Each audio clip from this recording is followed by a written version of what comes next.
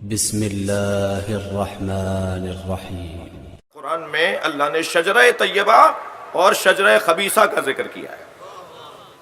یہ قرآن ہے۔ یہ الم تری کیف ضرب اللہ مثلا کلمۃ طیبۃ کشجرۃ طیبہ اصلها ثابت وفرعها فی السماء۔ اے میرے حبیب، تم نے دیکھا کہ اللہ نے کلمہ طیبہ کی کیسی مثال دی ہے؟ کلمہ طیبہ شجرہ طیبہ کی طرح ہے، اور شجرہ طیبہ کی پہلی صفت یہ ہے کہ اصلها ثابت، اس کی جڑیں بڑی مضبوط ہیں، وفرعها فی السماء، اور اس کی شاخیں آسمانوں میں ہیں۔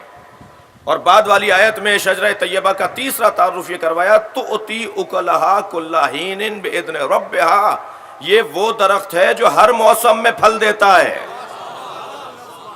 شجرہ طیبہ۔ اور پھر کہا مثل کلمۃ خبیثۃ کلمۃ خبیثۃ کشجرۃ خبیثہ، اور اللہ نے ایک اور شجرہ بھی بنایا ہے، ایک اور درخت بھی بنایا ہے جسے شجرہ خبیثہ کہا جاتا ہے۔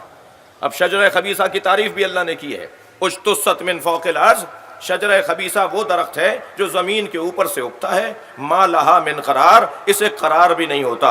یہاں سے ہوا کا جھونکا آتا ہے تو یہاں جا پڑتا ہے، ہوا وہاں سے رخ بدلتی ہے تو یہ یہاں پڑتا ہے۔ حقیقت ابدی ہے مقام شبیری، بدلتے رہتے ہیں انداز کوفی و شامی۔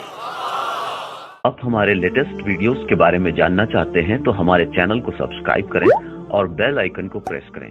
شکریہ۔